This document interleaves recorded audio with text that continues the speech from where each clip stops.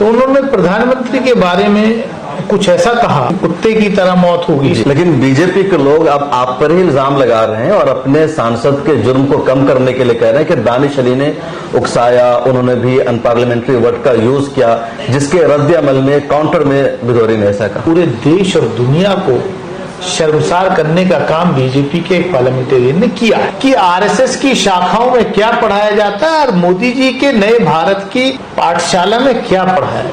लेकिन जो उन्होंने गालियां दी हमें और हमारे समाज को, गलीज गालियां, पूरी कौम को, इस मुल्क की जमहूरियत को जिस तरीके से शर्मसार किया। मुख्तार अब्बास नकवी साहब ने ट्वीट किया था कि आप कांग्रेस ज्वाइन करने वाले हैं, सब आपने नाटक किया, ड्रामा किया है। कौन मुख्तार अब्बास?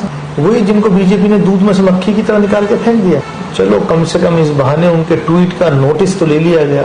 एचडी कुमारस्वामी मुख्यमंत्री थे 2006 में, बीजेपी के साथ उन्होंने सरकार बनाई थी, तो हमने अपनी कलम से उनको सस्पेंड किया था पार्टी की प्राइमरी। मिलर टाइम्स में खुशामदीद, मैं हूं शम्स तबरेज़ कासमी और मेरे साथ बातचीत के लिए मौजूद हैं लोकसभा एमपी जनाब कुंवर दानिश अली। दानिश अली साहब, आपके साथ पार्लियामेंट में जो कुछ हुआ दुनिया भर में उसकी चर्चा है।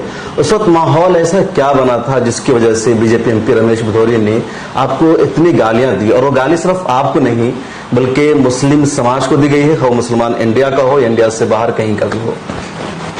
देखिए, रमेश भदौरिया जब ने अपना भाषण स्टार्ट किया तो उन्होंने प्रधानमंत्री के बारे में कुछ ऐसा कहा कि लोग कामना करते हैं कि मोदी की कुत्ते की तरह मौत होगी, इस टाइप का कहा। तो मैंने ऑब्जेक्ट किया कि ये गलत है। देश के प्रधानमंत्री के बारे में आप इस तरीके के अल्फाज का प्रयोग नहीं कर सकते, भले ही चाहे आप किसी भी रेफरेंस में कर रहे हैं। मैंने स्पीकर से, चेयर से रिक्वेस्ट की कि इनको एक्सपेंज किया जाए। बस मेरा ये अपराध है। लेकिन बीजेपी के लोग अब आप पर ही इल्जाम लगा रहे हैं और अपने सांसद के जुर्म को कम करने के लिए कह रहे हैं कि दानिश अली ने उकसाया, उन्होंने भी अनपार्लियामेंट्री वर्ड का यूज किया, जिसके रद्द अमल में काउंटर में भदौरिया ने ऐसा कहा। देखिए, अगर उनके पास कोई सबूत है, र्यूमर स्प्रेडिंग सोसाइटी के पास कोई सबूत है, अगर बीजेपी के पास कोई सबूत है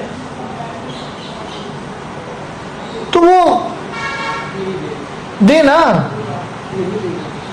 मैं तो चैलेंज कर रहा हूं कि बेसिकली क्या है कि पूरे देश और दुनिया को शर्मसार करने का काम बीजेपी के एक पार्लियामेंटेरियन ने किया है। उनका असली चेहरा मुल्क और दुनिया ने देख लिया कि आरएसएस की शाखाओं में क्या पढ़ाया जाता है और मोदी जी के नए भारत की पाठशाला में क्या पढ़ाया है। तो इसलिए वो 48 घंटे बाद बीजेपी का क्राइसिस मैनेजमेंट ग्रुप बैठ करके ये तय किया कि कुछ तो ऐसा नैरेटिव, फॉल्स नैरेटिव क्रिएट करने, कुछ तो करो। मतलब इससे तो क्लियर हो रहा है कि बीजेपी या पूरी जो संगठन है, पार्टी हो, उनको अपने नेता के बयान पर अफसोस नहीं है, शर्मिंदगी उनको नहीं है। अगर ये होता तो शायद बीजेपी अपने एमपीज को इस काम पे न लगाती।